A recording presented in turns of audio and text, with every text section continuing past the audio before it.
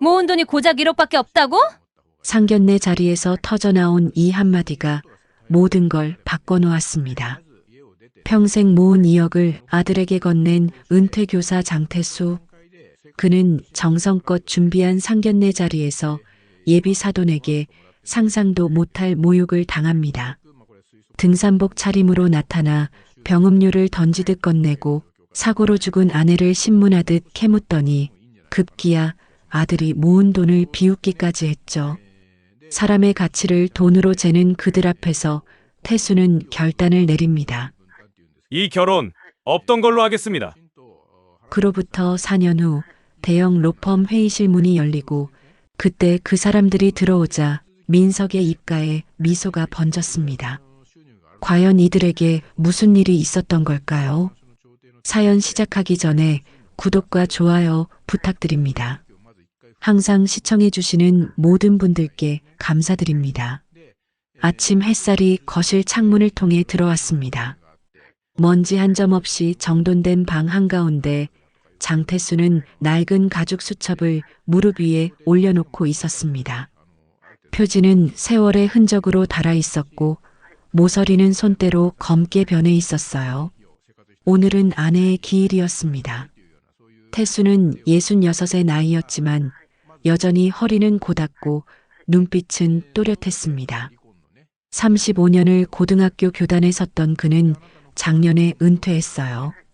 학생들에게 윤리와 사회를 가르쳤던 그는 무엇보다 약속이라는 단어를 소중히 여기는 사람이었습니다. 수첩을 펼치자 첫 장에 적힌 문구가 눈에 들어왔습니다. 계약은 약속이다. 그의 손글씨였어요. 20년도 더 전 졸업을 앞둔 한 학생에게 써준 글귀였습니다. 그 학생은 취업 계약서를 앞두고 망설이고 있었죠. 태수는 그때 이렇게 말했습니다. 계약이란 건 말이야. 단순히 종이 위의 문장이 아니란다. 그건 내가 세상과 맺는 약속이고 내 품격을 증명하는 서명이지. 그 학생은 지금 어디서 무엇을 하고 있을까요? 태수는 잠시 생각에 잠겼습니다. 문득 창밖으로 시선을 돌리자 아파트 단지 암벚나무에서 연분홍 꽃잎이 바람에 흩날리고 있었어요. 봄이었습니다. 시작의 계절이었죠. 태수는 천천히 수첩을 덮고 옆에 놓인 낡은 상자를 끌어당겼습니다. 이사를 3번이나 하면서도 절대 버리지 않았던 상자였어요. 뚜껑을 열자 오래된 사진들과 편지, 그리고 낡은 봉투 하나가 나왔습니다. 봉투 겉면에는 또박또박한 글씨로 이렇게 적혀 있었습니다. 민석 결혼자금 2억. 태수는 봉투를 손에 쥐고 눈을 감았습니다. 그의 머릿속에는 아내의 목소리가 들려오는 것 같았어요. 여보, 민석이가 결혼할 때 이걸 주세요. 우리가 평생 모은 거잖아요. 아내는 5년 전 갑작스러운 교통사고로 세상을 떠났습니다. 횡단보도를 건너다 신호를 무시한 차에 치였어요. 병원으로 옮겨졌을 때는 이미 늦었습니다. 태수는 그날 밤을 평생 잊지 못할 거예요. 중환자실 밖 차가운 복도 벤치에 앉아 형광등 불빛만 멍하니 바라보던 그 시간을요. 아내는 생전에 학교 급식실에서 일했습니다. 20년 넘게 매일 아침 5시에 일어나 출근했어요. 겨울이든 여름이든 아프든 건강하든 단 하루도 빠지지 않았습니다. 그렇게 모은 돈을 한 푼 한 푼 통장에 넣었죠. 이건 민석이 결혼 자금이야. 절대 손 떼면 안 돼요. 아내의 말투가 귓가에 생생했습니다. 태수는 봉투를 품에 안고 한참을 그대로 앉아 있었어요. 가슴 깊은 곳에서 뜨거운 무언가가 올라왔지만 그는 울지 않았습니다. 대신 천천히 숨을 들이쉬고 다시 내쉬었어요. 당신이 여기 있었으면 얼마나 좋았을까. 그의 목소리는 떨렸지만 말은 또렷했습니다.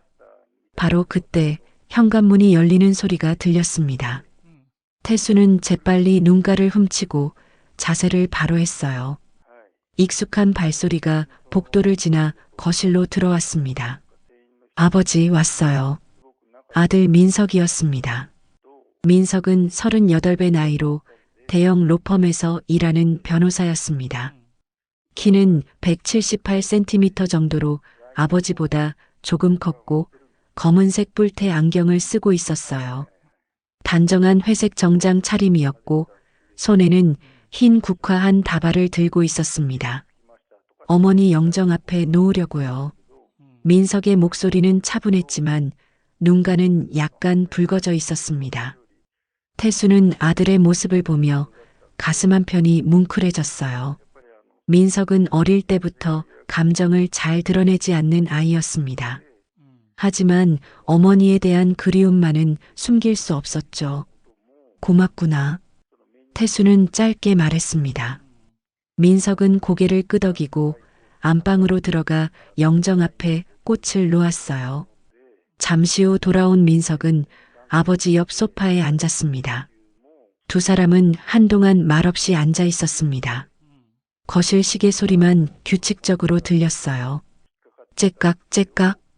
시간은 멈추지 않고 흘러갔습니다. 태수는 천천히 입을 열었습니다. 민석아, 네 아버지. 내가 할인이랑 결혼한다고 했을 때 아버지가 뭐라고 했지? 민석은 잠시 생각하더니 대답했습니다. 좋은 사람 만났으니 잘해주라고 하셨죠. 그래. 아버지는 내가 선택한 사람이라면 믿는다. 태수는 무릎 위에 놓인 봉투를 집어들었습니다. 그리고 천천히 아들에게 내밀었어요. 이게 뭐예요? 민석은 봉투를 받아들며 물었습니다. 봉투 겉면의 글씨를 보자 그의 눈이 커졌어요. 아버지, 이건 내 어머니가 평생 모은 거다. 아버지 것까지 합쳐서 2억이야. 민석은 봉투를 든 손이 떨렸습니다. 그는 입술을 깨물며 고개를 숙였어요. 아버지, 이건 너무 뭐가 너무하니.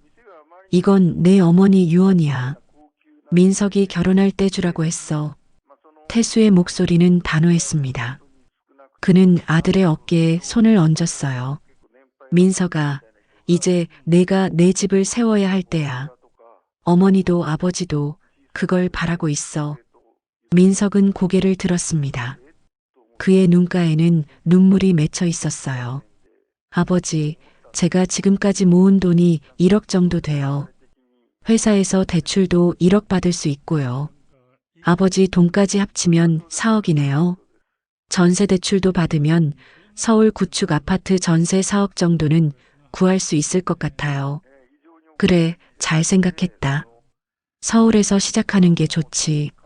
천천히 가는 게 중요해. 태수는 미소를 지었습니다. 하지만 그의 눈빛은 여전히 진지했어요. 민석아, 아버지가 하나만 당부할게. 네, 아버지. 결혼은 계약이야. 사랑도 중요하지만 서로에 대한 약속이 더 중요해. 그 약속을 지키는 게 품격이고 그게 내 인생을 지키는 거야. 민석은 고개를 끄덕였습니다. 그는 아버지의 말을 이해했어요.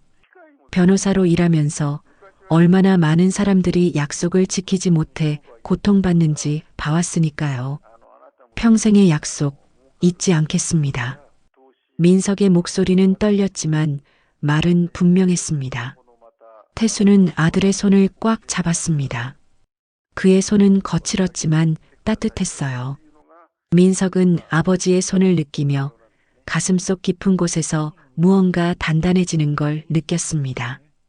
고맙습니다, 아버지. 뭘 고마워하니? 부모가 자식한테 해줄 수 있는 건 이것뿐이야. 태수는 창밖을 바라보았습니다. 벚꽃잎이 여전히 바람에 날리고 있었어요. 봄은 시작의 계절이지만 동시에 이별의 계절이기도 했습니다. 꽃이 피면 지고 사람이 태어나면 떠나듯이요. 하지만 약속은 남습니다. 아내가 남긴 약속, 아버지가 아들에게 건넨 약속, 그리고 아들이 앞으로 지켜갈 약속들이요. 태수는 낡은 수첩을 다시 한번 펼쳤습니다. 계약은 약속이다. 그 문장은 여전히 또렷했어요. 민석아, 이번 주말에 상견례 한다며? 네, 인천에서 하기로 했어요. 할인이 부모님이 그쪽에 사셔서요. 그래, 아버지도 같이 가야지. 예비사돈도 뵙고. 태수는 웃으며 말했습니다. 민석도 따라 웃었어요. 두 사람은 창밖의 봄 풍경을 함께 바라보았습니다. 하지만 그들은 아직 몰랐습니다. 이번 주말의 상견례가 얼마나 긴 파장을 남길지, 그리고 그 자리에서 나눈 말 한마디 한마디가 얼마나 큰 의미를 가질지를요. 태수는 수첩을 덮으며 중얼거렸습니다. 계약은 약속이다. 그리고 약속은 품격이지. 그의 목소리는 낮았지만 그 안에는 흔들리지 않는 신념이 담겨 있었습니다. 거실 시계는 여전히 째깍째깍 소리를 냈고 봄 햇살은 조용히 두 사람을 비추고 있었어요. 일요일 아침이었습니다. 태수는 평소보다 1시간 일찍 일어났어요. 시계를 보니 6시 30분이었습니다. 오늘은 민석과 할인의 상견례가 있는 날이었죠. 욕실 거울 앞에 선 태수는 자신의 얼굴을 찬찬히 들여다보았습니다. 희끗희끗한 머리카락, 눈가의 잔주름, 하지만 여전히 또렷한 눈빛. 그는 천천히 면도를 시작했어요. 면도날이 턱선을 따라 부드럽게 움직였습니다. 오늘은 중요한 날이야. 혼잣말처럼 중얼거리며 태수는 면도를 마쳤습니다. 그리고 옷장을 열었어요. 맨 안쪽에 정갈하게 걸려있던 진남색 정장이 눈에 들어왔습니다. 아내가 살아있을 때 마지막으로 사준 옷이었어요. 여보, 이거 입고 민석이 결혼식 가야 해요. 아내의 목소리가 떠올랐습니다. 태수는 잠시 멈춰서서 정장을 바라보았어요. 가슴 한편이 먹먹해졌지만 그는 천천히 정장을 꺼내 입었습니다. 거울 앞에서 넥타이를 매는 그의 손은 조금 떨렸어요. 8시쯤 민석이 도착했습니다. 아들도 깔끔한 회색 정장 차림이었어요. 검은색 구두는 반짝반짝 빛났고 머리도 단정하게 빗어 넘겼습니다. 아버지, 준비 다 하셨어요? 그래, 가자꾸나. 두 사람은 현관문을 나섰습니다. 복도를 지나 엘리베이터를 타고 지하 주차장으로 내려갔어요. 민석의 검은색 세단 앞에서 태수는 잠시 걸음을 멈췄습니다. 민석아. 네, 아버지. 오늘 긴장되니? 민석은 웃으며 고개를 저었습니다. 괜찮아요. 할인이 부모님도 좋으신 분들이라고 들었어요. 그래, 좋은 인연이 되었으면 좋겠구나. 태수는 아들의 어깨를 가볍게 두드렸습니다. 두 사람은 차에 올랐어요. 시동이 걸리고 차가 천천히 움직이기 시작했습니다. 서울에서 인천까지는 1시간 정도 걸렸습니다. 고속도로를 달리는 동안 태수는 창밖 풍경을 바라보았어요. 봄 햇살이 따스했고 가로수마다 연두색 잎이 돋아나고 있었습니다. 아버지, 저기 보세요. 벚꽃 터널이에요. 민석이 손가락으로 가리켰습니다. 도로 양쪽으로 벚나무가 늘어서 있었고 분홍빛 꽃잎이 바람에 흩날리고 있었어요. 태수는 잠시 그 광경을 바라보며 미소를 지었습니다. 참 예쁘구나. 내 어머니도 벚꽃을 좋아했는데 저도 기억나요. 어렸을 때 같이 여의도 가서 꽃 구경했던 거. 그래, 그때 내가 아이스크림 먹다가 옷에 떨어뜨려서 어머니가 혼냈지. 두 사람은 함께 웃었습니다. 차 안 분위기가 한결 부드러워졌어요. 10시가 조금 안 돼서 그들은 인천의 한 식당 앞에 도착했습니다. 한정식 전문점이었어요. 붉은 기와 지붕과 하얀 벽이 인상적인 2층 건물이었습니다. 입구에는 송악정이라는 한자 간판이 걸려 있었어요. 주차를 마치고 차에서 내린 태수는 정장깃을 바로 잡았습니다. 민석도 긴장한 듯 넥타이를 매만졌어요. 자, 들어가자. 두 사람은 나란히 식당 입구로 걸어갔습니다. 자동문이 열리며 은은한 전통 음악이 들려왔어요. 로비에는 소나무 분재가 놓여 있었고 벽에는 수묵화가 걸려 있었습니다. 예약하신 분이세요? 단정한 한복을 입은 직원이 다가왔습니다. 네, 장민석으로 예약했습니다. 아, 네. 이쪽으로 오세요. 직원의 안내를 따라 복도를 지나갔습니다. 복도는 길었고 양옆으로 개인 룸들이 있었어요. 복도 끝에는 큰 창문이 있었고 그 너머로 작은 정원이 보였습니다. 직원이 한 방문 앞에서 멈춰 섰습니다. 여기입니다. 편히 계세요. 문이 열렸습니다. 넓은 방이었어요. 가운데 큰 원형 테이블이 있었고 테이블 위에는 하얀 보자기가 깔려 있었습니다. 창가 쪽으로는 정원이 내려다 보였어요. 아직 상대 쪽은 안 오셨나 봐요. 민석이 주위를 둘러보며 말했습니다. 태수는 고개를 끄덕이고 테이블 옆 의자에 앉았어요. 민석도 아버지 옆에 자리를 잡았습니다. 물 좀 드시겠어요? 직원이 물잔을 채워주었습니다. 태수는 물을 한 모금 마셨어요. 입안이 촉촉해지면서 긴장이 조금 풀렸습니다. 아버지, 긴장되세요? 아니, 괜찮아. 하지만 태수의 손은 무의식적으로 테이블 위를 가볍게 두드리고 있었어요. 민석은 아버지의 그 모습을 보며 빙그레 웃었습니다. 10분쯤 지났을까요? 복도에서 발소리가 들렸습니다. 가볍고 경쾌한 소리였어요. 민석이 자리에서 일어났습니다. 할인이가 온 것 같아요. 문이 열렸습니다. 그런데 문 너머로 들어온 사람들의 모습에 태수는 순간 눈을 의심했습니다. 등산복이었습니다. 형광 오렌지색 바람막이를 입은 남자와 보라색 등산 재킷을 입은 여자가 들어섰어요. 남자는 등에 작은 배낭까지 메고 있었습니다. 여자의 머리카락은 약간 흐트러져 있었고 이마에는 땀이 약간 맺혀 있었어요. 그 뒤로 단정한 원피스를 입은 할인이 들어왔습니다. 할인의 얼굴은 붉어져 있었고 눈빛은 어딘가 불안해 보였어요. 안녕하세요. 등산복 차림의 남자가 먼저 인사했습니다. 목소리는 크고 거칠었어요. 태수는 자리에서 일어나 고개를 숙였습니다. 안녕하십니까? 장태수입니다. 아, 네. 저는 오기태고요. 이쪽은 제 와이프 명자예요. 명자라는 여자도 어색하게 웃으며 고개를 숙였습니다. 하지만 그녀의 눈빛은 태수와 민석의 정장 차림을 위아래로 훑고 있었어요. 민석도 일어나 인사했습니다. 안녕하세요. 어머님, 아버님. 다시 뵙게 되어 반갑습니다. 민석은 지난달 할인의 집에서 두 분을 처음 뵌 적이 있었어요. 그때도 편안한 복장이긴 했지만 오늘만큼은 아니었습니다. 어머, 역시 변호사네. 정장이 딱 맞아. 명자가 말했습니다. 반말이었어요. 그 말투에는 묘한 뉘앙스가 섞여 있었습니다. 칭찬 같기도 하고 비꼬는 것 같기도 했어요. 모두 자리에 앉았습니다.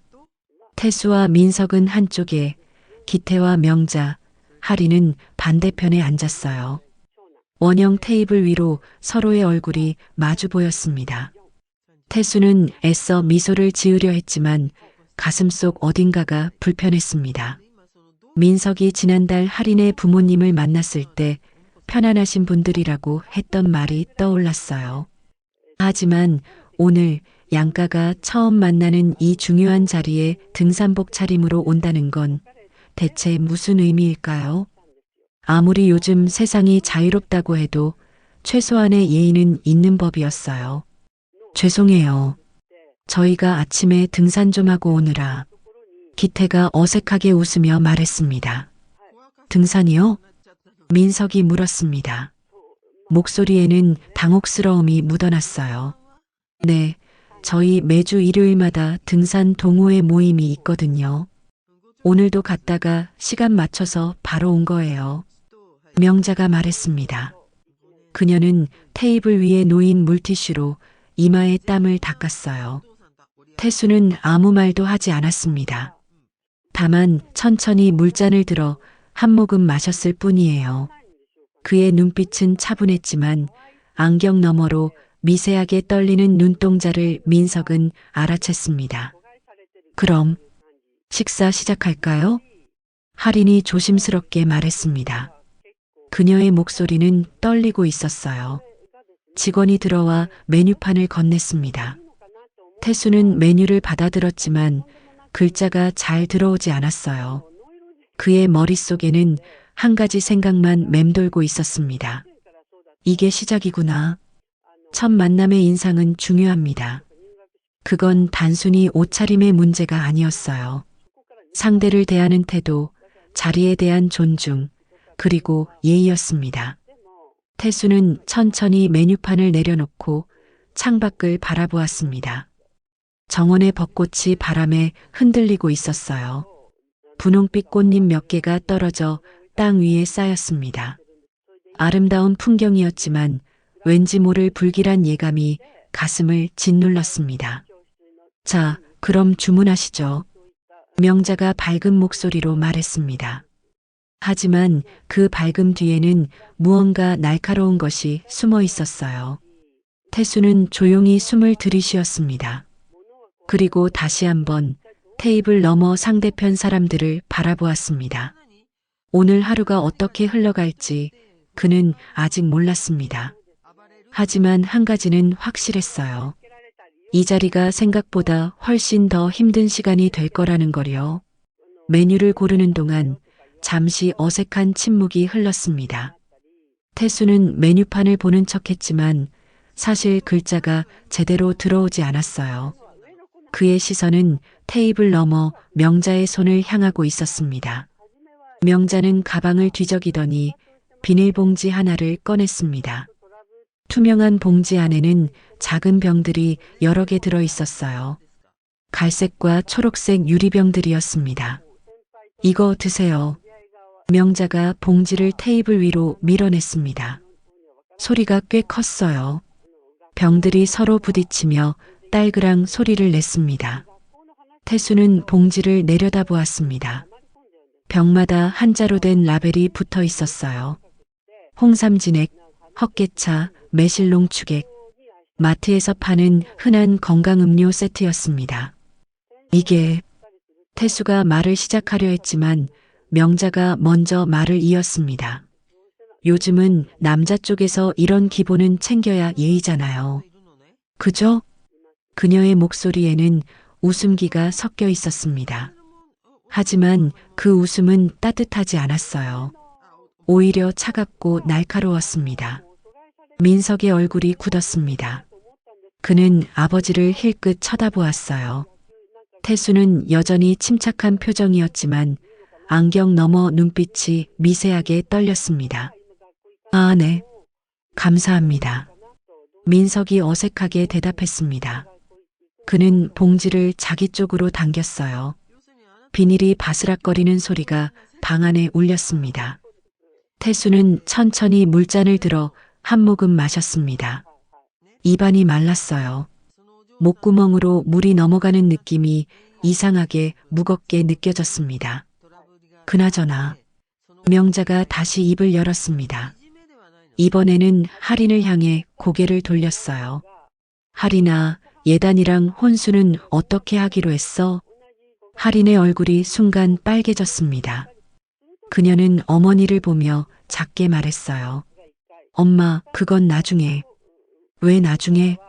지금 정할 거 정하고 가야지. 명자의 목소리가 조금 높아졌습니다. 그녀는 태수 쪽을 바라보며 말을 이었어요. 사돈어른, 솔직히 요즘 세상에 혼수를 여자 쪽만 챙기는 게 맞나 싶어서요. 태수는 잠시 말이 없었습니다. 그는 천천히 물잔을 내려놓았어요. 손가락이 유리잔 표면을 가볍게 두드렸습니다. 똑똑. 혼수는 두 집안이 의논해서 정하는 거라고 알고 있습니다. 태수의 목소리는 낮고 침착했습니다. 그렇긴 한데 어머니가 안 계시잖아요.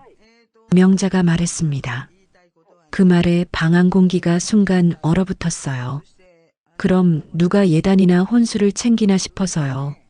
남자 혼자 사는 집에서 뭘 알겠어요. 명자는 웃고 있었습니다. 하지만 그 웃음은 친근함과는 거리가 멀었어요. 오히려 누군가를 깎아내리는 듯한 불편한 미소였습니다. 민석의 주먹이 무릎 위에서 꽉 쥐어졌습니다. 그는 입술을 깨물며 참고 있었어요. 하리는 고개를 숙인 채 아무 말도 하지 못했습니다. 태수는 천천히 숨을 들이쉬었습니다.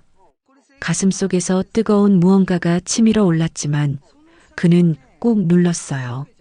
손가락이 테이블 끝을 가볍게 눌렀습니다. 손톱이 하얀 보자기에 자국을 남겼어요. 요즘은 형편에 맞춰서 서로 준비하는 게 일반적입니다. 태수가 차분히 말했습니다. 목소리에는 떨림이 전혀 없었어요. 형편이요? 명자가 되물었습니다. 그녀의 눈빛이 날카로워졌어요. 우리 할인이는 간호사예요. 밤낮으로 일해서 지금까지 6천 모았어요. 그 돈 모으려고 얼마나 고생했는데. 명자는 자랑스러운 듯 말했습니다. 하지만 그 다음 말이 문제였어요. 근데 민석이는 38살인데 고작 1억이라면서요? 변호사라는 사람이 그것밖에 못 모았어요? 순간 방안이 조용해졌습니다. 민석의 얼굴이 창백해졌습니다. 그는 할인을 바라보았어요. 할인은 고개를 더욱 숙이며 손을 꼭 쥐고 있었습니다. 그녀의 어깨가 작게 떨렸어요. 태수는 명자를 똑바로 바라보았습니다. 그의 눈빛은 여전히 차분했지만 그 안에는 단단한 무언가가 자리 잡고 있었어요. 제 아들이 모은 돈은 정직하게 번 돈입니다. 태수의 목소리는 낮았지만 또렷했습니다. 법조인으로 일하면서 한 푼 한 푼 모은 거예요. 그걸 적다고 말씀하시면 할 말이 없습니다. 명자는 잠시 말을 멈췄습니다. 하지만 곧 다시 웃으며 말했어요. 에이, 뭐 그렇게까지 심각하게 받아들이세요. 저는 그냥 솔직하게 말하는 스타일이라 솔직한 것과 무례한 것은 다릅니다. 태수의 말에 명자의 표정이 굳었습니다. 옆에 앉아있던 기태가 어색하게 웃으며 끼어들었어요. 뭐 그래도 사돈어른 아드님이 변호사시니까 앞으로 잘 되시겠죠. 근데 사돈어른은 지금 뭐 하세요? 작년에 은퇴했습니다. 교사였어요. 아, 그럼 연금 받으시겠네요. 좋으시겠다. 기태의 말투는 가벼웠습니다. 하지만 그 가벼움 속에는 묘한 비교와 계산이 숨어 있었어요. 그래도 요즘 노후가 걱정 아니세요? 아들 결혼시키고 나면 사돈어른도 챙겨야 할 거 아니에요. 명자가 다시 말을 이었습니다. 저희는 저희가 알아서 합니다. 태수는 짧게 대답했습니다. 더 이상 말을 잇고 싶지 않았어요. 바로 그때 직원이 음식을 들고 들어왔습니다. 하얀 접시 위에 정갈하게 담긴 전체 요리들이었어요. 신선한 나물과 전, 그리고 작은 그릇에 담긴 소스들. 식사 나왔습니다. 맛있게 드세요. 직원이 공손히 인사하고 나갔습니다.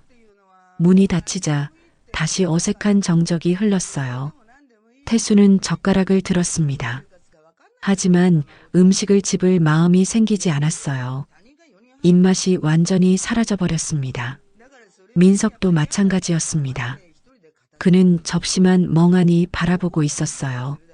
하리는 눈가가 붉어져 있었고 기태와 명자만 태연하게 음식을 집어먹고 있었습니다. 이거 맛있네.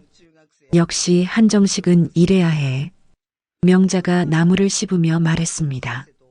아무 일도 없었다는 듯한 표정이었어요. 태수는 창밖을 바라보았습니다. 정원의 벚꽃이 바람에 흔들리고 있었어요. 분홍빛 꽃잎이 하나둘 떨어져 땅에 쌓였습니다. 아름다운 봄날이었습니다. 하지만 이 방 안의 공기는 차갑고 무거웠어요.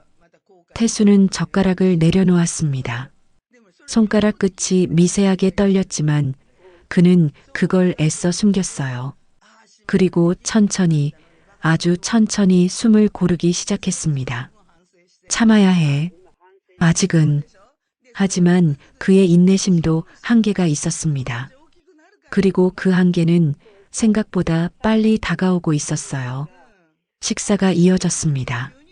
하지만 분위기는 여전히 무겁고 어색했어요. 태수는 나물을 조금 집어먹었지만 맛을 느낄 수가 없었습니다. 입안에서 씹히는 감촉만 있을 뿐 아무 맛도 나지 않았어요. 직원이 다시 들어와 메인 요리를 가져왔습니다. 갈비찜과 생선구이, 그리고 따뜻한 된장찌개였어요. 김이 모락모락 피어올랐습니다. 와, 이거 좋네. 갈비 좋아하는데.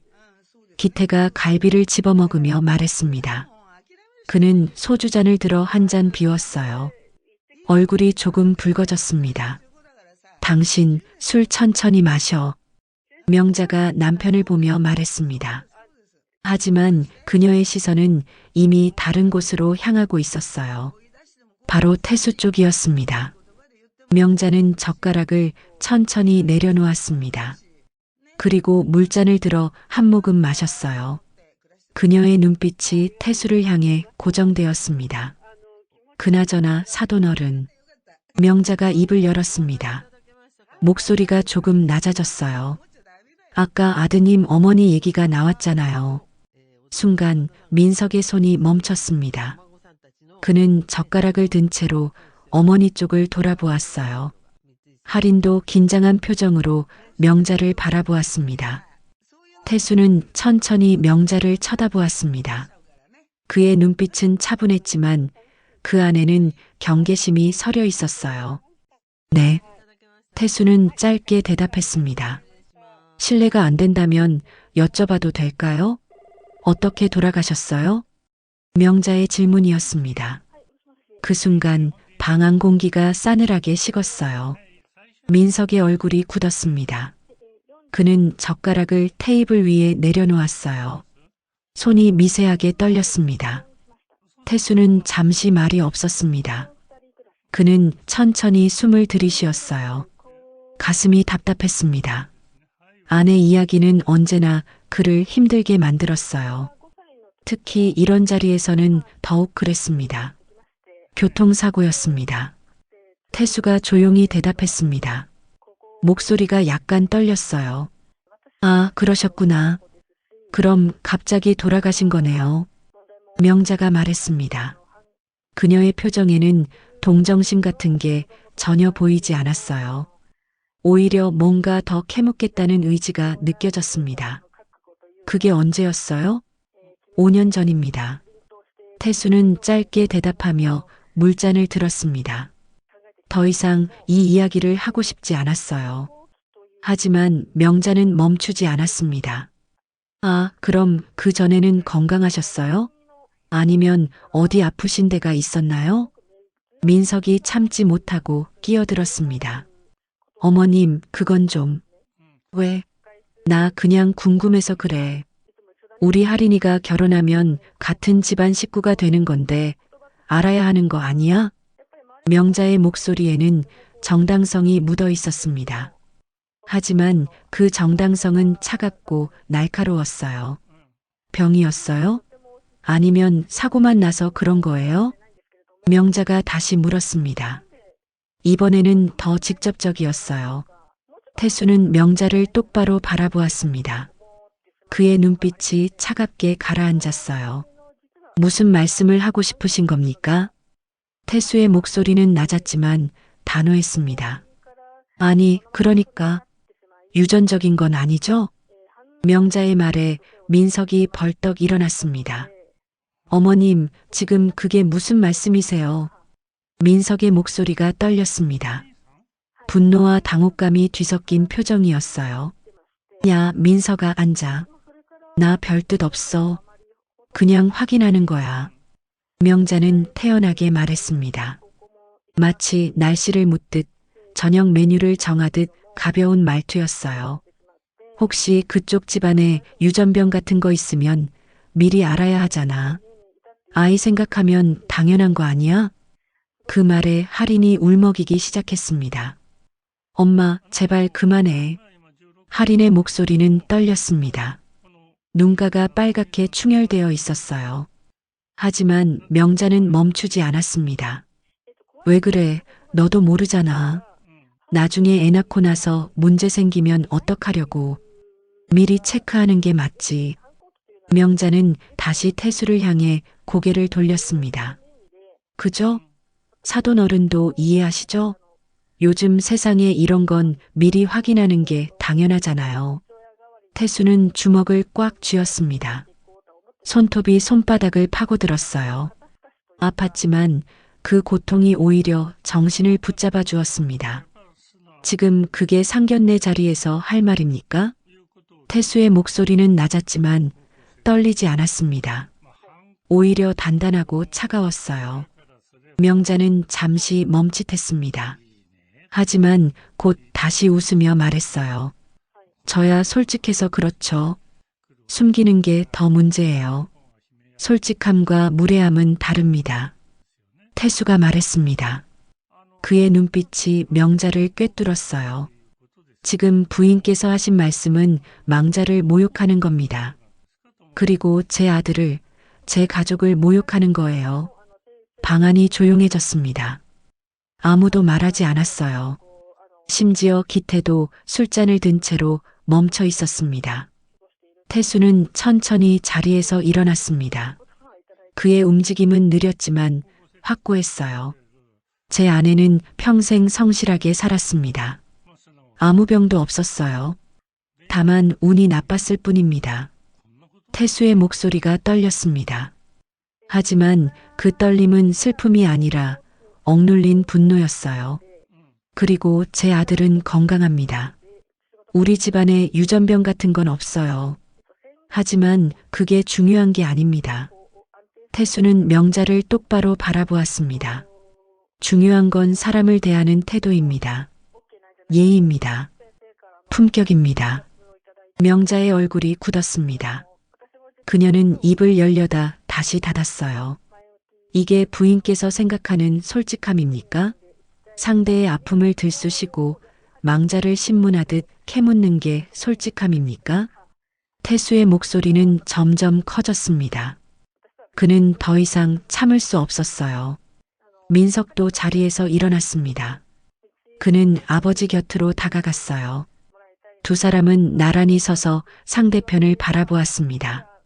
명자는 당황한 듯 기태를 쳐다보았습니다. 기태는 술잔을 내려놓고 어색하게 웃었어요. 사돈어른, 그게 저희 와이프가 좀 직설적이라. 직설적인 게 아닙니다. 무례한 겁니다.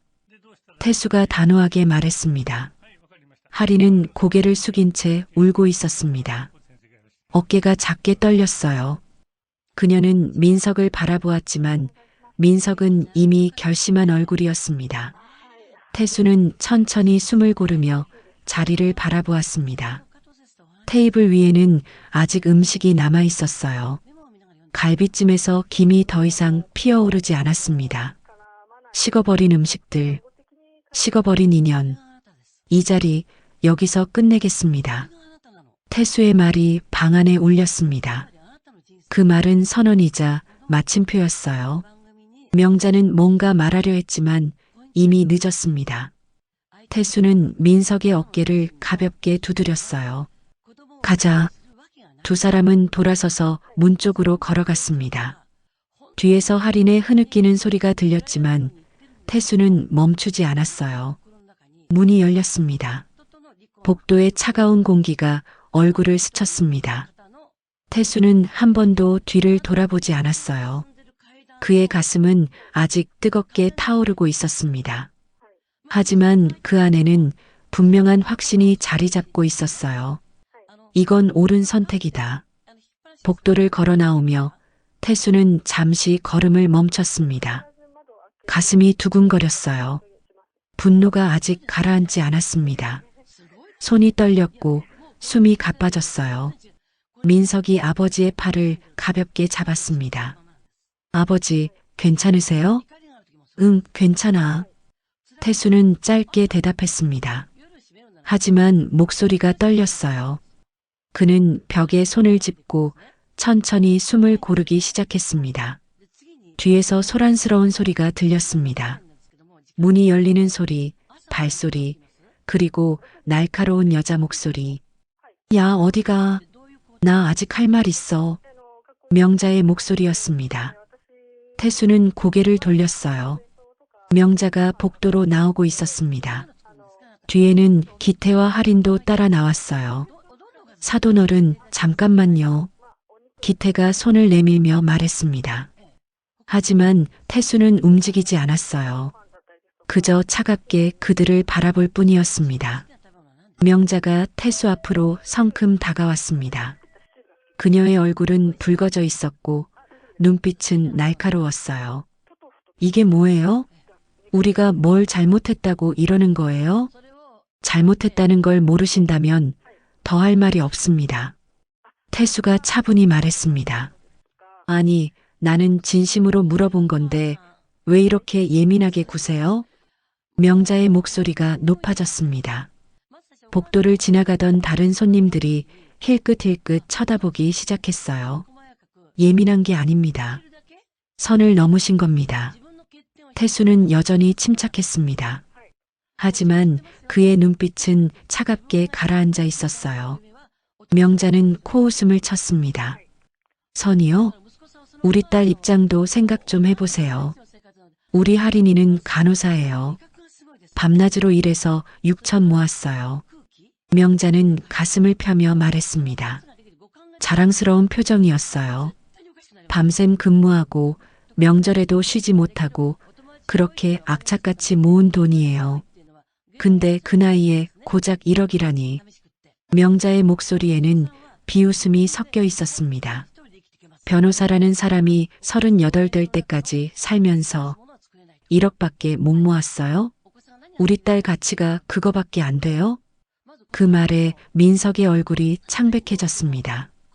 하리는 어머니의 팔을 잡으며 울먹였어요. 엄마, 제발 그만해. 너 닥쳐. 엄마가 지금 내 미래를 위해서 말하는 거야. 명자가 딸의 손을 뿌리쳤습니다.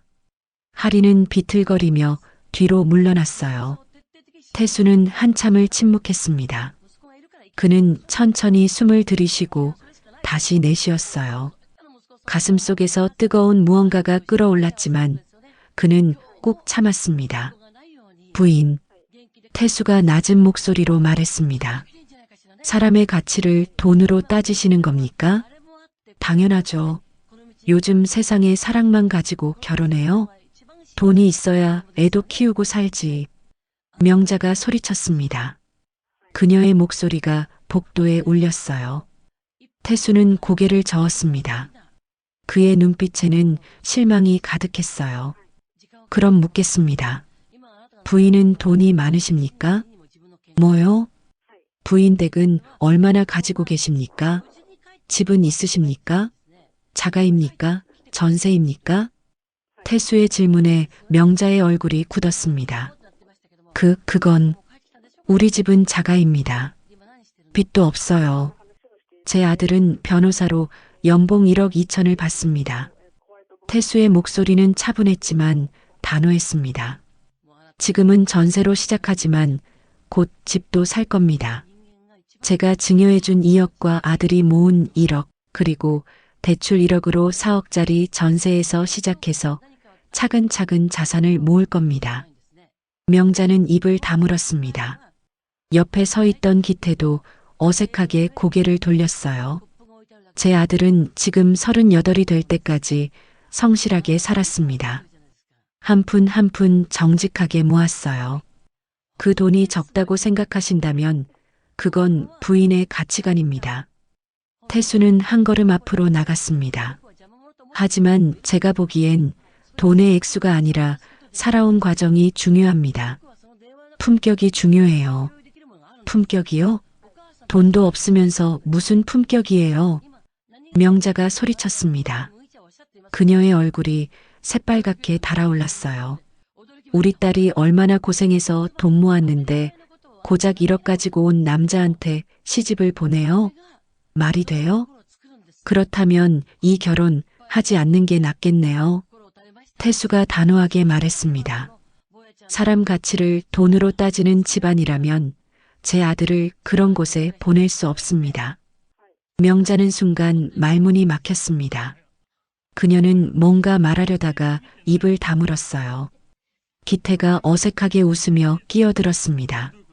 사돈어른 진정하세요. 우리 와이프가 말이 좀 과했네요. 그냥 넘어가시죠. 넘어갈 수 없습니다. 태수의 목소리는 흔들리지 않았습니다. 제 아들이 38년 동안 쌓아온 인생을 부인은 돈 몇 억으로 평가하셨습니다. 그게 부인네 집안의 방식이라면 저희와는 맞지 않아요. 태수는 민석을 돌아보았습니다. 민석은 고개를 끄덕였어요. 두 사람의 눈빛이 마주쳤습니다. 아버지와 아들 사이에는 말 없는 대화가 오갔어요. 아버지, 괜찮으세요? 괜찮다. 이게 맞는 길이야. 태수는 다시 명자를 향해 고개를 돌렸습니다. 제 아들은 앞으로도 성실하게 살 겁니다. 법조인으로서 정직하게 일하고 당당하게 살 거예요. 태수는 잠시 숨을 고르며 말을 이었습니다. 그리고 언젠가는 부인네보다 더 나은 삶을 살게 될 겁니다. 돈으로가 아니라 품격으로요. 명자의 입이 벌어졌습니다.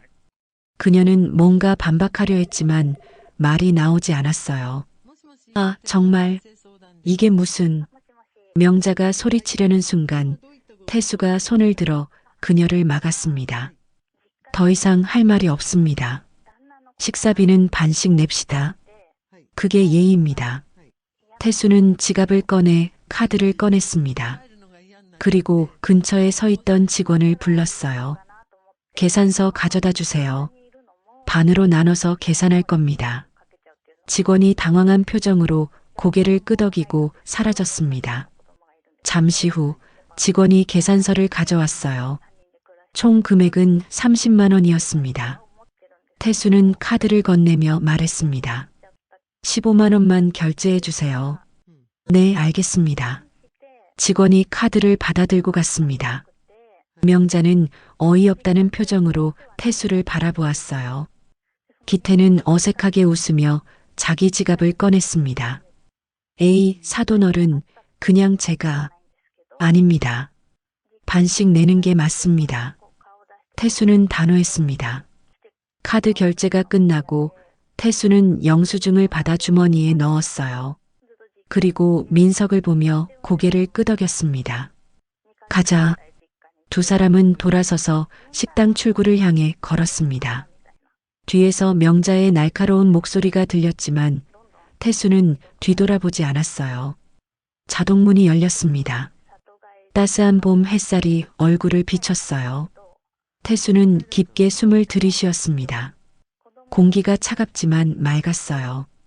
민석이 옆에서 조용히 말했습니다. 아버지, 죄송해요. 내가 왜 미안해하니?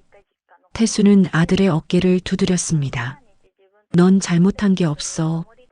오히려 아버지가 미안하구나. 내 결혼을 이렇게 만들어서. 아니에요. 아버지가 오르셔요.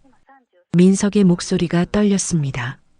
태수는 주차장을 향해 걸으며 중얼거렸습니다. 품격은 돈으로 사는 게 아니야.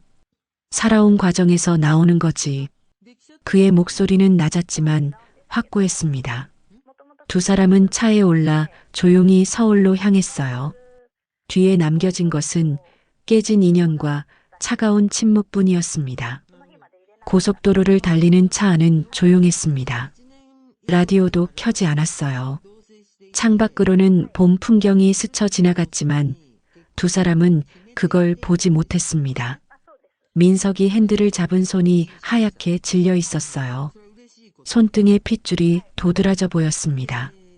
그는 한참을 말없이 운전하다가 고속도로 휴게소 표지판을 보고 방향지시 등을 켰어요. 아버지, 잠깐 쉬었다 갈게요. 그래. 차가 휴게소 주차장으로 들어섰습니다. 일요일 오후라 사람들이 꽤 많았어요. 가족 단위로 나온 사람들이 아이스크림을 먹으며 웃고 있었습니다. 민석은 차를 세우고 시동을 껐습니다. 하지만 차에서 내리지 않았어요. 그는 핸들에 이마를 기댄 채 깊은 한숨을 내쉬었습니다. 후, 그 한숨 소리가 차 안에 울렸습니다. 태수는 아들을 조용히 바라보았어요. 민석아, 네 아버지. 화장실 다녀오자. 아, 네. 두 사람은 차에서 내렸습니다. 따스한 햇살이 얼굴을 비쳤지만 마음은 여전히 무거웠어요.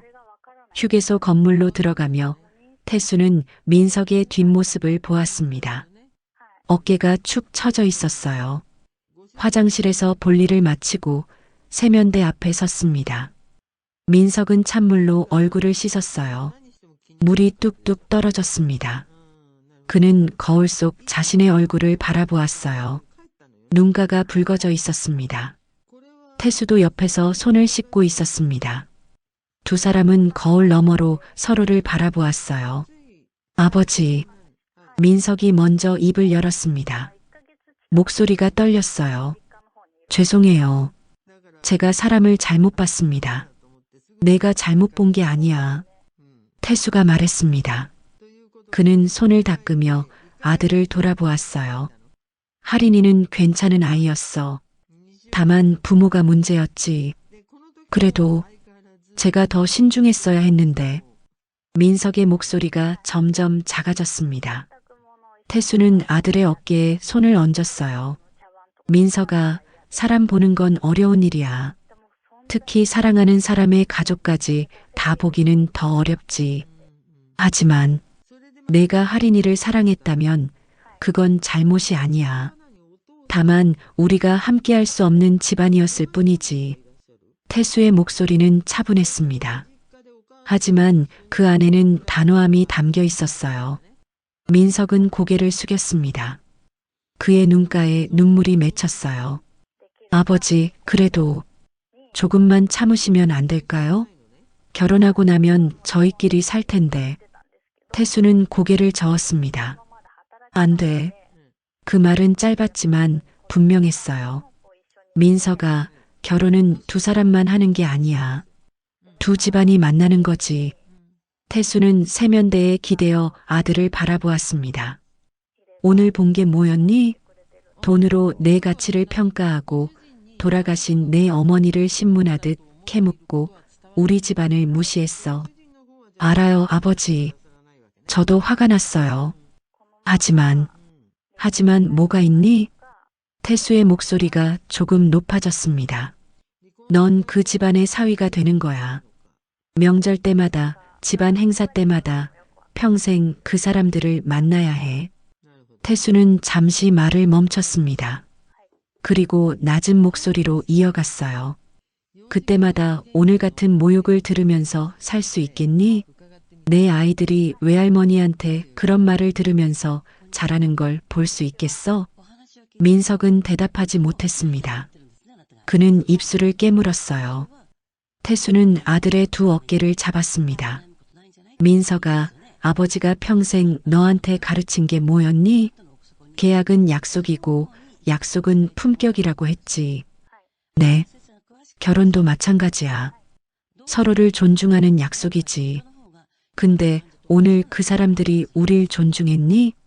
민석은 고개를 저었습니다. 아니요. 그럼 답은 정해진 거야. 태수는 아들을 꼭 안았습니다. 민석의 어깨가 떨렸어요. 그는 아버지 품에서 조용히 울었습니다. 아버지, 괜찮아. 울어도 돼. 내가 아팠으니까. 태수의 목소리도 떨렸습니다. 하지만 그는 참았어요. 아들 앞에서 무너질 수 없었습니다. 한참을 그렇게 서 있었습니다. 화장실 문이 열리고 닫히는 소리가 들렸지만 두 사람은 신경 쓰지 않았어요. 민석이 먼저 몸을 떼었습니다. 그는 눈물을 닦으며 말했어요. 아버지 말씀이 맞아요. 이 결혼은 안 되는 거겠죠. 그래, 안 되는 게 맞아. 태수는 아들의 등을 토닥였습니다. 지금은 힘들겠지만 나중엔 잘한 선택이었다고 생각할 날이 올 거야. 민석은 고개를 끄덕였습니다. 그리고 다시 찬물로 얼굴을 씻었어요. 붉어진 눈을 가리려는 듯 했습니다. 두 사람은 화장실을 나와 휴게소 매점으로 갔습니다. 태수는 캔커피 2개를 사서 하나를 민석에게 건넸어요. 마셔. 감사합니다. 벤치에 나란히 앉았습니다. 캔을 따는 소리, 칙. 커피 향이 퍼졌어요. 따뜻한 캔을 손에 쥐고 있으니 마음이 조금 진정되는 것 같았습니다. 민석아, 네. 넌 좋은 사람이야. 성실하고 정직하고 책임감도 있지. 태수는 커피를 한 모금 마시며 말했습니다. 그런 내가 언젠가 진짜 좋은 사람을 만날 거야. 널 존중하고 우리 집안을 존중하는 사람을요. 그럴까요? 그럼 아버지가 보증해. 태수는 미소를 지었습니다. 억지로 짓는 미소가 아니었어요. 진심이었습니다. 민석도 따라 웃었습니다. 눈가는 여전히 붉었지만 표정은 조금 밝아졌어요. 아버지, 저 할인한테 연락해야 할 것 같아요. 그래, 해야지. 정리는 깔끔하게 해야 해. 네. 민석은 주머니에서 핸드폰을 꺼냈습니다. 하지만 바로 전화하지 못했어요. 화면만 멍하니 바라보고 있었습니다. 천천히 해. 마음 정리되면 하면 돼. 태수가 말했습니다. 민석은 고개를 끄덕이고 핸드폰을 다시 주머니에 넣었어요. 두 사람은 한참을 벤치에 앉아 있었습니다. 휴게소 앞으로는 사람들이 오고 갔어요. 아이들의 웃음소리, 부부의 대화소리, 차 시동 거는 소리. 일상적인 소음들이었습니다. 아버지, 응? 오늘 일 후회 안 하세요? 민석이 조심스럽게 물었습니다. 태수는 고개를 저었습니다. 전혀. 이게 옳은 길이야. 저도 그렇게 생각해요. 지금은 아프지만 나중엔 다행이라고 생각할 것 같아요. 그래, 그렇게 될 거야. 태수는 커피를 다 마시고 빈 캔을 쓰레기통에 버렸습니다. 그리고 아들에게 손을 내밀었어요. 이제 집에 가자. 네. 민석도 일어났습니다. 두 사람은 다시 차로 향했어요. 걸어가는 뒷모습이 조금 전보다 당당해 보였습니다. 차에 올라 시동을 걸었습니다. 민석은 사이드 미러를 보며 후진했어요. 그리고 천천히 휴게소를 빠져나갔습니다. 고속도로에 다시 진입하며 민석이 말했습니다. 아버지, 라디오 틀어도 될까요? 그래. 라디오에서는 경쾌한 봄 노래가 흘러나왔습니다. 창밖으로는 여전히 벚꽃이 피어 있었어요. 태수는 창밖을 바라보며 생각했습니다. 이게 끝이 아니야. 새로운 시작이지. 차는 서울을 향해 달렸습니다. 뒤에 남겨진 것은 깨진 인연이었지만 앞에 놓인 것은 새로운 가능성이었어요. 두 사람은 그걸 아직 몰랐지만 언젠가는 알게 될 거였습니다. 오늘의 선택이 얼마나 옳았는지를요. 그날 이후 1년이 흘렀습니다. 민석은 할인과의 관계를 정리했어요. 전화 통화 한 번으로 끝났습니다. 할인은 울었지만 민석은 담담했어요. 이미 마음의 정리가 끝난 상태였으니까요. 미안해, 할인아. 우린 여기까지인 것 같아. 오빠, 행복하게 살아. 좋은 사람 만나. 짧은 대화였습니다. 전화를 끊고 난 뒤 민석은 한참을 창밖을 바라보았어요. 가슴 한편이 허전했지만 후회는 없었습니다. 그 후 3개월쯤 지났을 때 민석은 같은 로펌의 동료 변호사를 소개받았습니다. 이름은 김서진. 35살의 여성 변호사였어요. 첫 만남은 로펌 회의실에서였습니다.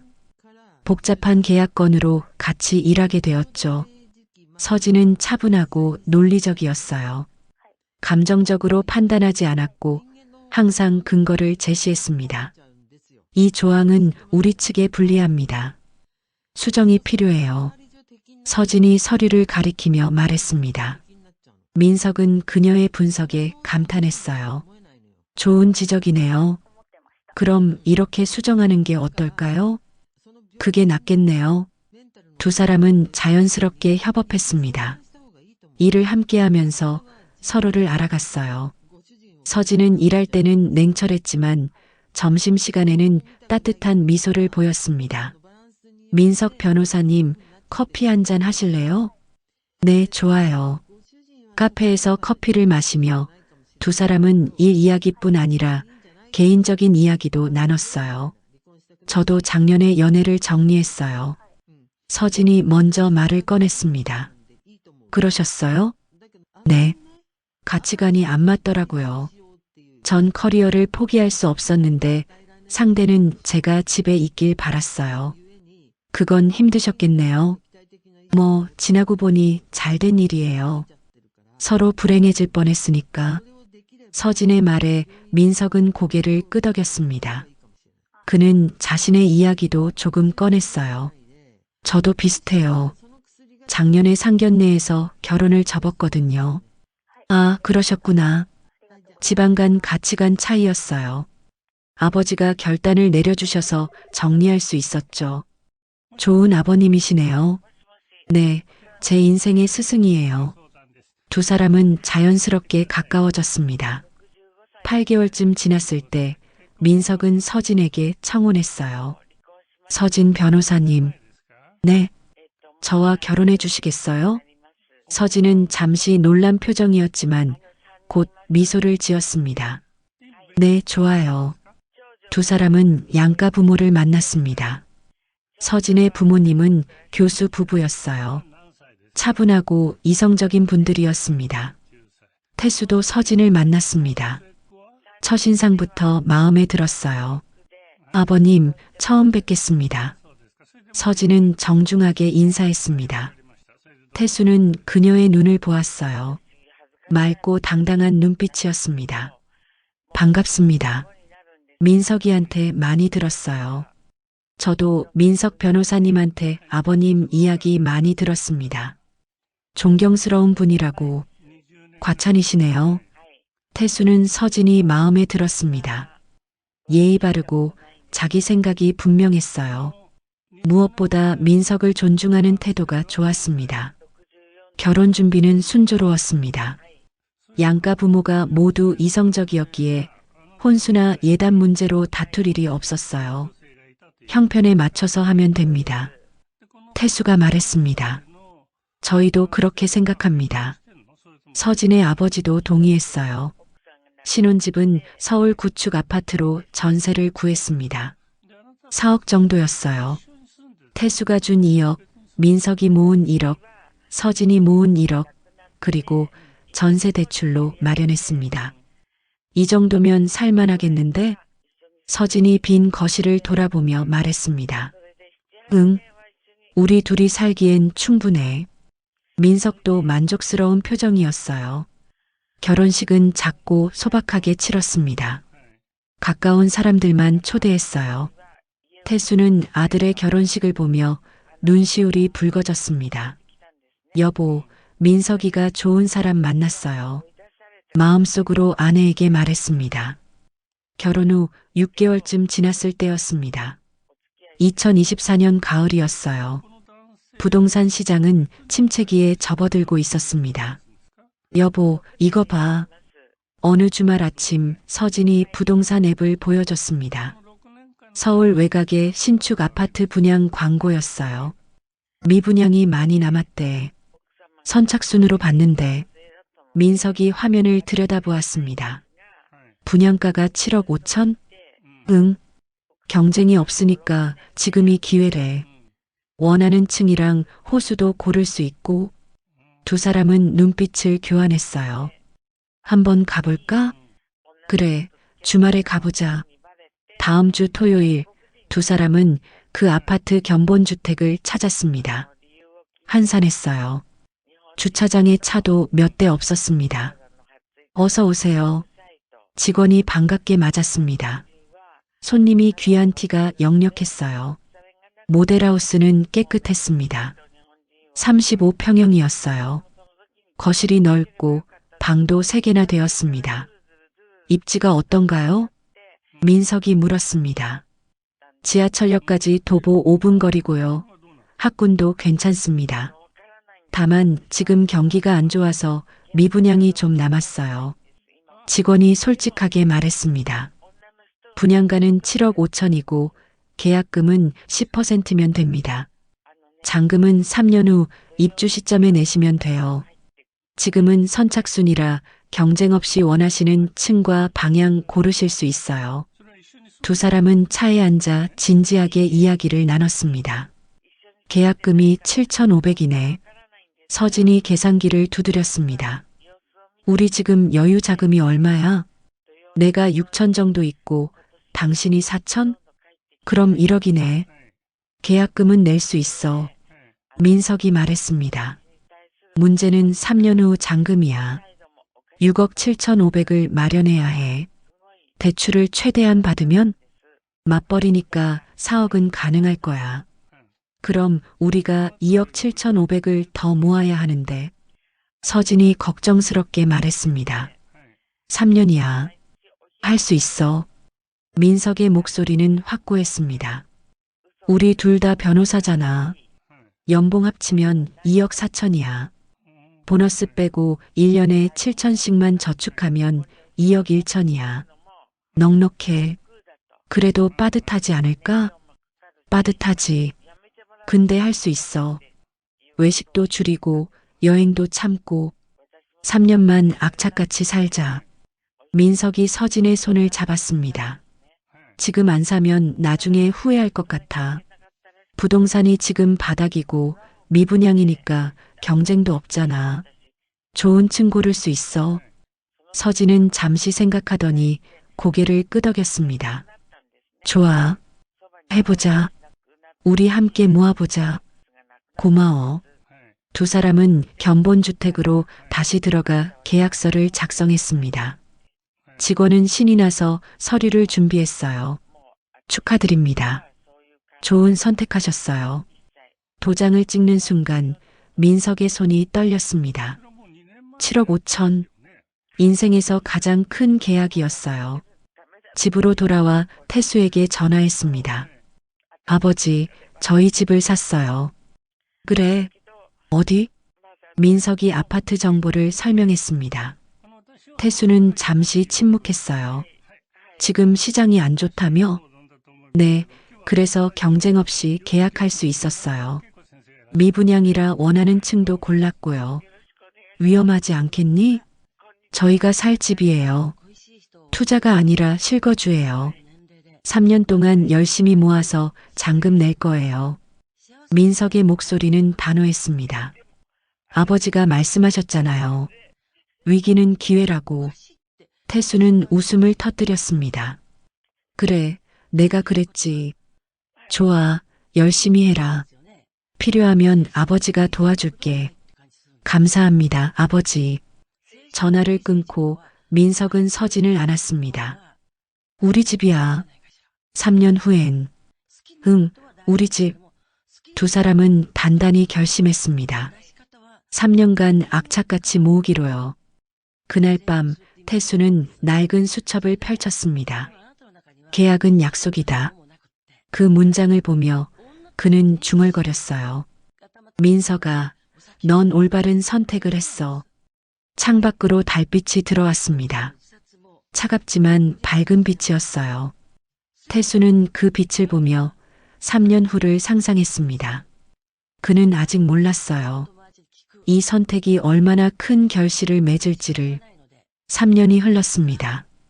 2027년 가을, 민석은 대형 로펌의 시니어 변호사가 되어 있었어요. 연봉도 2억 5천으로 올랐습니다. 서진도 마찬가지였어요. 두 사람은 약속대로 악착같이 일했습니다. 외식은 한 달에 한 번으로 줄였어요. 명절 고향 방문도 기차를 탔습니다. 옷도 필요한 것만 샀고 여행도 참았어요. 모든 여유 자금은 통장으로 갔습니다. 여보, 이번 달 저축액 봐. 서진이 통장을 보여줬습니다. 잔액이 2억 8천을 넘어서고 있었어요. 드디어 목표 달성이네. 민석이 미소를 지었습니다. 응. 대출 4억 받으면 잔금 낼 수 있어. 두 사람은 손을 꼭 잡았습니다. 3년간의 노력이 결실을 맺는 순간이었어요. 그런데 더 놀라운 일이 있었습니다. 집값이 오르기 시작한 거예요.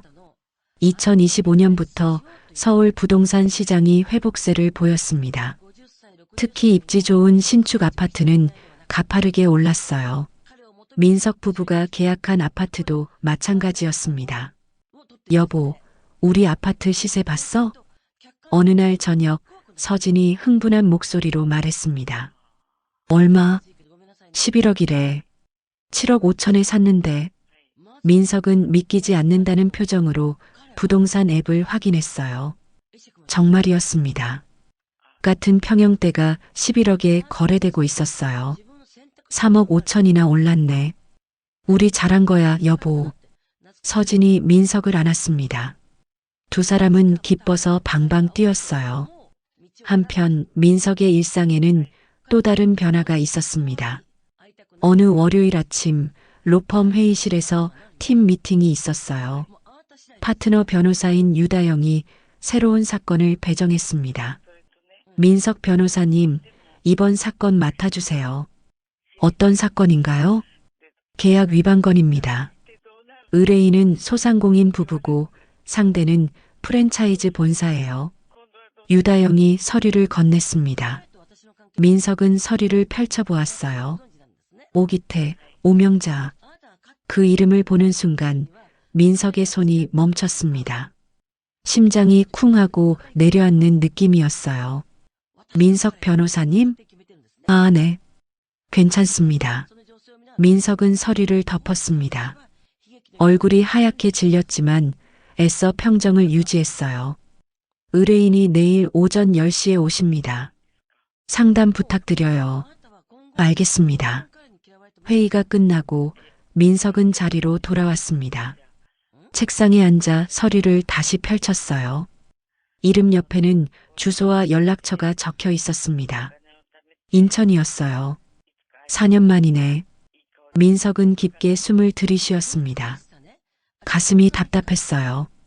오래전 상견례의 기억이 떠올랐습니다. 등산복, 병음료, 그리고 모욕적인 말들. 그날 저녁 집에 돌아와 서진에게 말했습니다. 여보, 내일 특이한 상담이 있어. 무슨? 기억해? 내가 4년 전에 결혼 접었던 할인이 부모님. 서진의 눈이 커졌습니다. 설마 그분들이? 응. 내일 우리 로펌에 오셔. 세상 참 좁네. 어떡할 거야? 민석은 잠시 생각했습니다. 일은 일이니까 전문가답게 대해야지. 그래도 마음이 불편하겠다. 조금은. 근데 이게 기회일 수도 있어. 민석은 창밖을 바라보았습니다. 서울의 야경이 반짝이고 있었어요. 품격으로 대하는 거지. 아버지가 말씀하셨잖아. 계약은 약속이고 약속은 품격이라고. 다음 날 오전 10시 민석은 회의실에서 기다리고 있었습니다. 깔끔한 회색 정장 차림이었어요. 책상 위에는 노트북과 서류가 정리되어 있었습니다. 노크 소리가 들렸습니다. 톡톡톡. 들어오세요. 문이 열렸습니다.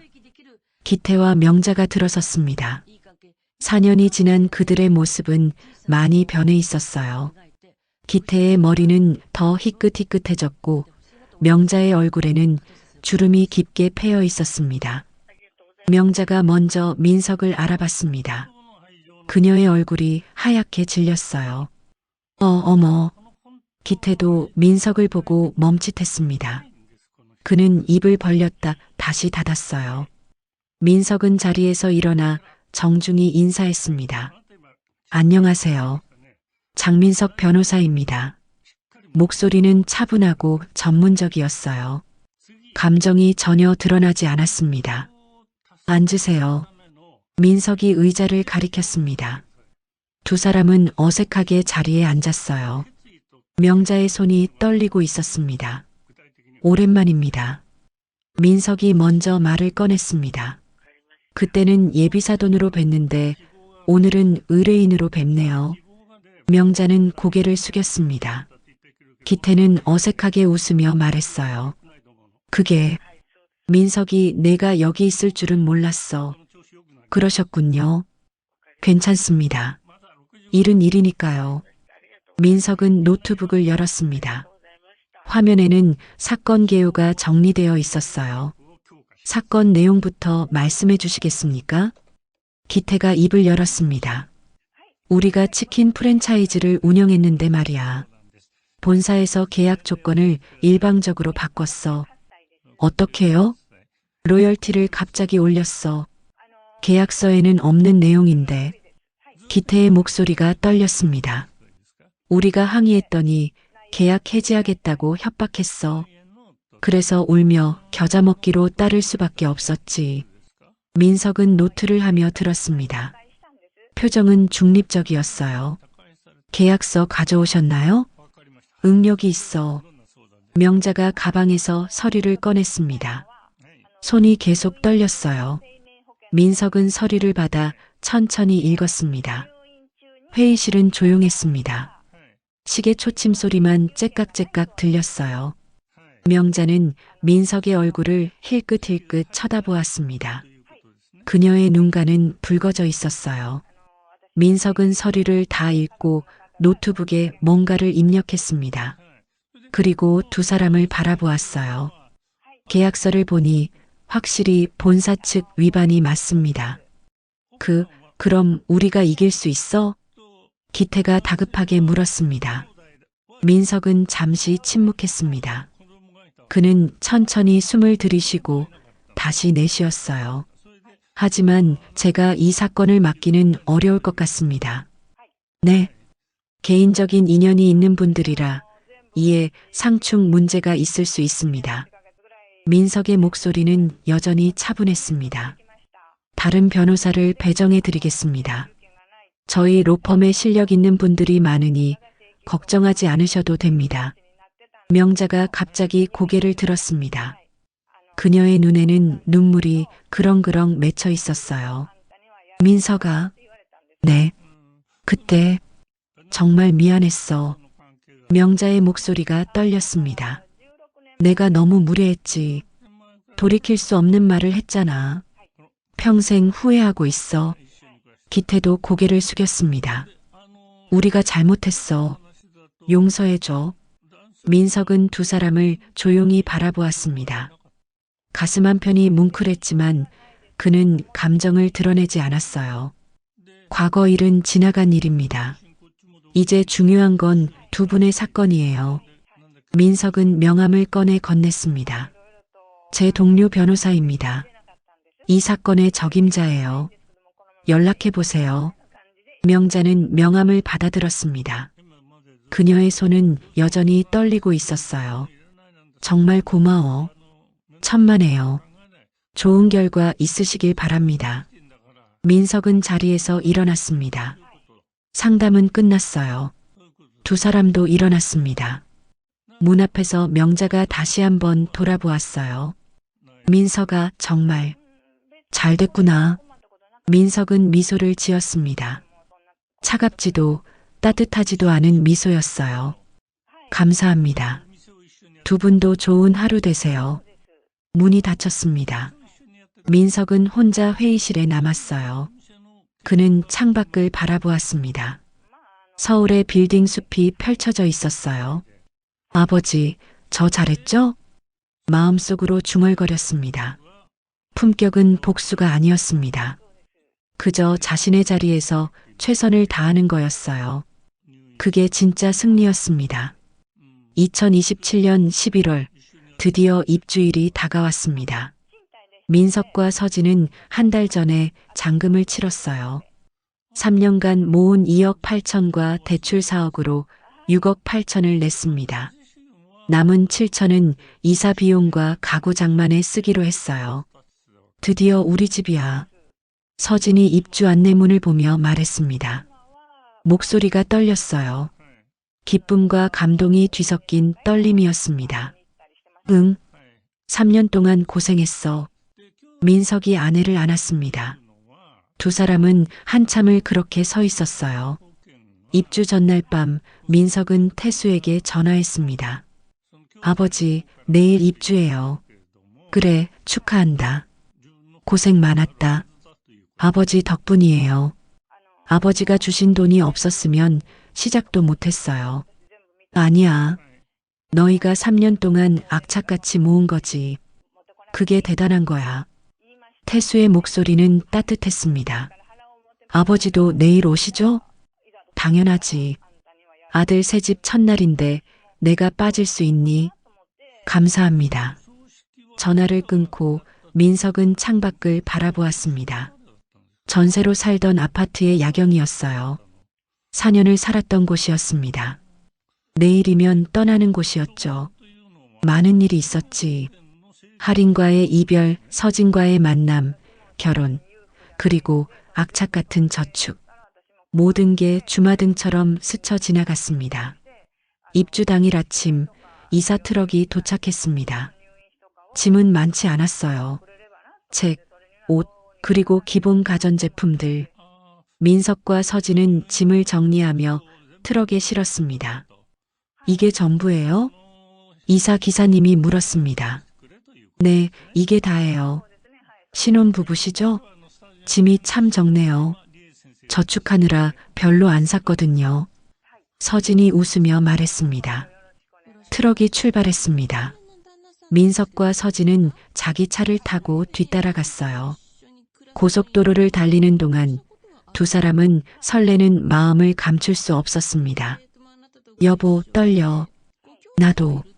1시간쯤 지나 새 아파트 단지가 보였습니다. 하얀색과 회색이 조화를 이룬 고층 건물들이었어요. 깨끗하고 현대적이었습니다. 우와, 진짜 예쁘다. 서진이 감탄했습니다. 입구 경비실에서 입주 확인을 받고 들어갔습니다. 단지 안은 넓고 깔끔했어요. 조경도 잘 되어 있었고 놀이터와 산책로도 보였습니다. 동 입구에 도착했습니다. 23층이었어요. 엘리베이터를 타고 올라갔습니다. 숫자가 올라갈 때마다 두 사람의 심장도 빠르게 뛰었어요. 23층에서 문이 열렸습니다. 엘리베이터에서 내려 2301호 앞에 섰습니다. 민석은 카드키를 꺼냈어요. 손이 떨렸습니다. 자, 문 열어볼까? 응. 카드키를 도어락에 갖다 댔습니다. 띠리릭. 소리와 함께 초록불이 들어왔어요. 손잡이를 돌리자 문이 열렸습니다. 현관을 지나 거실로 들어섰습니다. 넓은 거실이 눈앞에 펼쳐졌어요. 큰 창문 너머로 서울 전경이 보였습니다. 햇살이 쏟아져 들어와 거실 전체를 밝게 비쳤습니다. 와, 서진이 입을 벌렸습니다. 민석도 말을 잃었어요. 두 사람은 한참을 그 자리에 서서 풍경을 바라보았습니다. 우리 집이야, 여보. 서진이 민석의 팔을 잡았습니다. 눈가가 촉촉해졌어요. 응, 우리 집. 민석도 눈시울이 붉어졌습니다. 두 사람은 포옹했어요. 텅 빈 거실 한가운데서 햇살을 받으며 한참을 그렇게 서 있었습니다. 이사 트럭이 도착했습니다. 짐을 옮기기 시작했어요. 책은 작은 방에, 옷은 안방 옷장에, 가전제품들은 제자리에 놓았습니다. 오전 11시쯤 현관벨이 울렸습니다. 띵동. 아버지다. 민석이 달려가 문을 열었습니다. 태수가 서 있었어요. 손에는 난 화분을 들고 있었습니다. 축하한다, 민석아. 아버지, 어서 오세요. 태수는 거실로 들어와 주위를 둘러보았습니다. 큰 창문, 넓은 거실, 깨끗한 마감. 모든 게 만족스러웠어요. 좋은 집이구나. 네, 아버지. 고생했어. 너희 둘 다. 태수는 서진도 안아주었습니다. 서진은 눈물을 흘렸어요. 아버님, 감사합니다. 아버님 도움이 없었으면 시작도 못했을 거예요. 아니야. 너희가 잘한 거지. 태수는 창가로 걸어갔습니다. 서울의 풍경이 한눈에 들어왔어요. 남산 타워도 보였고 강도 보였습니다. 가을 햇살이 도시를 은은하게 비추고 있었어요. 여기 살면 좋겠다. 태수가 중얼거렸습니다. 아버지, 자주 오세요. 아버지 방도 있어요. 민석이 작은 방을 가리켰습니다. 그래, 가끔 놀러 올게. 점심시간이 되었습니다. 민석이 근처 중국집에서 짜장면을 시켰어요. 아직 식탁이 없어서 거실 바닥에 앉아 먹었습니다. 입주날은 짜장면이지. 태수가 웃으며 말했습니다. 맞아요. 우리 어렸을 때도 이사 오면 짜장면 먹었잖아요. 세 사람은 둘러앉아 짜장면을 먹었습니다. 소박했지만 행복한 식사였어요. 민서가, 네, 아버지. 집값이 많이 올랐다며? 네, 7억 5천에 샀는데 지금 11억이래요. 3억 5천이나 올랐구나. 태수는 고개를 끄덕였습니다. 내 선택이 옳았어. 두려워하지 않고 과감하게 결정한 게 주요했지. 아버지가 말씀하셨잖아요. 위기는 기회라고. 그래, 내가 그랬지. 태수는 창밖을 바라보았습니다. 품격은 돈이 아니라고 했는데 결국 돈도 따라오는구나. 아버지? 아니야. 그냥 혼잣말이야. 태수는 미소를 지었습니다. 점심을 먹고 오후에는 가구를 배치했습니다. 침대, 소파, 식탁이 도착했어요. 하나씩 제자리에 놓으니 집다운 모습이 갖춰졌습니다. 저녁이 되었습니다. 태수는 집으로 돌아가려 했어요. 아버지, 좀 더 계시다 가세요. 아니야. 너희끼리 있어라. 첫날인데. 그래도 괜찮아. 아버지는 집에 가서 편히 쉴게.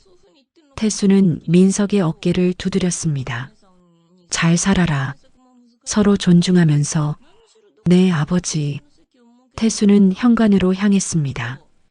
문을 열기 전에 다시 한번 거실을 둘러보았어요. 창문 너머로 석양이 지고 있었습니다. 주황빛 하늘이 아름다웠어요. 민서가, 네. 아버지 자랑스럽다. 감사합니다, 아버지. 태수는 고개를 끄덕이고 문을 나섰습니다. 엘리베이터를 타고 내려가며 그는 눈시울을 붉혔어요. 여보, 우리 민석이 이제 제대로 된 집에서 살게 됐어요. 마음속으로 아내에게 말했습니다. 밤이 되었습니다. 민석과 서진은 창가에 나란히 서서 야경을 바라보았어요. 서울의 불빛들이 반짝이고 있었습니다. 3년 동안 고생했지? 민석이 물었습니다. 응. 근데 후회 안 해. 이 순간을 위해 참았으니까. 나도. 고마워, 여보. 나도 고마워. 두 사람은 손을 꼭 잡았습니다. 그리고 조용히 야경을 바라보았어요. 멀리 아파트 단지 입구 쪽에서 누군가 걸어가는 모습이 보였습니다. 가로등 아래를 지나가는 두 사람이었어요. 등산복 차림이었습니다. 민석은 그 모습을 보았지만 아무 말도 하지 않았습니다. 그저 아내의 손을 더 꽉 쥐었을 뿐이에요. 인생은 선택의 연속이었습니다. 그리고 오늘 그들은 자신들의 선택이 옳았음을 확인했어요. 창밖으로 달이 떠올랐습니다. 밝고 둥근 보름달이었어요. 달빛이 거실을 은은하게 비췄습니다. 우리 집에서 맞는 첫 보름달이네. 서진이 중얼거렸습니다. 응, 좋은 일만 가득하길. 민석도 달을 바라보며 말했습니다. 두 사람의 새로운 시작이었습니다. 그리고 그 시작은 찬란하게 빛나고 있었어요. 입주 후 한 달이 지났습니다. 민석과 서진은 새 집에서의 생활에 적응하고 있었어요. 출근길이 조금 멀어졌지만 두 사람은 행복했습니다. 넓은 거실에서 함께 아침을 먹고 저녁에는 창밖 야경을 보며 차를 마셨어요. 어느 주말 오후 민석은 단지 내 산책로를 걷고 있었습니다. 날씨가 좋았어요. 겨울이 시작되는 시점이었지만 햇살은 따뜻했습니다. 산책로 벤치에 앉아 쉬고 있을 때였습니다. 멀리서 두 사람이 걸어오는 게 보였어요. 중년 부부였습니다. 남자는 낡은 점퍼를 입고 있었고 여자는 털 달린 파카를 입고 있었어요. 가까이 오자 민석은 그들을 알아봤습니다. 기태와 명자였습니다. 두 사람도 민석을 알아봤어요. 명자의 얼굴이 하얗게 질렸습니다. 기태는 걸음을 멈췄어요. 민석아, 명자가 조심스럽게 말했습니다. 안녕하세요. 민석이 자리에서 일어나 인사했습니다. 표정은 차분했어요. 여기 사니? 기태가 물었습니다. 목소리가 떨렸어요. 네, 이번에 입주했어요. 두 분은 어떻게 여기 오셨어요? 명자는 잠시 말을 잇지 못했습니다. 그녀의 눈가가 붉어졌어요. 우리는 여기 보러 왔어. 보러요? 응. 전세집을 알아보는 중이야. 기태가 대답했습니다. 민석은 고개를 끄덕였습니다. 더 묻지 않았어요. 침묵이 흘렀습니다. 저기, 민석아. 명자가 다시 입을 열었습니다. 그때 우리 사건 말이야. 내 동료 변호사님이 잘 도와주셨어. 다행이네요. 근데 졌어. 명자의 목소리가 작아졌습니다. 프랜차이즈 본사가 워낙 큰 회사라. 결국 우리가 가게 문 닫았지. 민석은 아무 말도 하지 않았습니다. 그저 조용히 들었어요. 지금은 편의점에서 아르바이트하고 있어. 둘 다. 기태가 말했습니다. 그의 어깨가 축 처져 있었어요. 그동안 모아둔 돈도 다 날렸어. 변호사 비용이랑 가게 정리하느라. 명자는 손으로 얼굴을 가렸습니다. 눈물이 흐르는 것 같았어요. 전세도 계약이 끝나서 나와야 해. 근데 전세금이 계속 올라서 같은 평수로는 못 구하겠더라고. 그래서 반전세를 알아보는 중이야. 보증금 줄이고 월세 내는 거. 기태의 목소리는 쓸쓸했습니다. 민석은 두 사람을 바라보았습니다. 4년 전 상견례 때에 그들이 떠올랐어요. 등산복을 입고 오만하게 굴던 모습, 돈으로 사람을 평가하던 말들. 지금의 그들은 완전히 달라져 있었습니다. 초라하고 지쳐 보였어요. 그래도 너는 잘 됐구나. 명자가 민석을 쳐다보며 말했습니다. 이 아파트 시세가 11억이라며. 7억대에 나왔을 때 살 걸 그랬어. 그땐 돈이 없어서 못 샀는데 지금은 꿈도 못 꿔. 전세도 못 구하는데 무슨 집을 사. 기태가 한숨을 쉬었습니다. 민석은 잠시 침묵했습니다. 그리고 조용히 말했어요. 인생은 선택의 연속이에요. 두 사람이 민석을 바라봤습니다. 저도 4년 전엔 힘들었어요. 결혼 준비하고 있었는데 갑자기 깨졌잖아요. 민석의 목소리는 차분했습니다. 하지만 아버지가 말씀하셨어요. 품격은 돈이 아니라 사람을 대하는 태도라고. 명자는 고개를 숙였습니다. 저는 그 말을 믿고 살았어요. 서진이를 만났고 함께 3년 동안 악착같이 모았죠. 외식도 줄이고 여행도 참고. 민석은 단지를 돌아보았습니다. 이 집을 살 때 사람들이 말렸어요. 지금 집값이 떨어지는데 왜 사느냐고. 위험하다고. 하지만 저희는 믿었어요. 우리가 살 집이고 열심히 일하면 대출도 갚을 수 있다고. 민석은 다시 두 사람을 바라보았습니다. 결과적으로 집값이 올랐지만 그게 중요한 게 아니에요. 중요한 건 우리가 포기하지 않았다는 거예요. 기태와 명자는 아무 말도 하지 못했습니다. 두 분도 다시 시작하실 수 있을 거예요. 늦지 않았어요. 민석의 말에 명자가 눈물을 흘렸습니다. 고마워, 민석아. 내가 이렇게까지 말해줄 줄 몰랐어. 괜찮아요. 다들 힘든 시기는 있으니까. 민석은 시계를 보았습니다. 저는 집에 가봐야 할 것 같아요. 건강하세요. 응, 너도. 민석은 고개를 숙이고 돌아섰습니다. 걸어가는 그의 뒷모습을 두 사람은 한참을 바라보았어요. 집으로 돌아온 민석은 서진에게 오늘 있었던 일을 이야기했습니다. 그분들 정말 힘들어 보였어. 민석이 말했습니다. 그래도 당신은 참 품격 있게 대했네. 서진이 남편의 손을 잡았습니다. 아버지 가르침이야. 사람은 언제 어떻게 될지 모른다고. 맞아. 우리도 겸손하게 살아야지. 두 사람은 창가로 갔습니다. 해가 지고 있었어요. 노을이 하늘을 물들이고 있었습니다. 그날 저녁 태수가 저녁 식사를 하러 왔습니다. 서진이 정성껏 준비한 식사였어요. 아버지, 오늘 그 사람들 봤어요. 민석이 말했습니다. 누구? 할인이 부모님이요. 태수는 젓가락을 놓았습니다. 여기서? 네, 전세 알아보러 오셨대요. 반전세로요.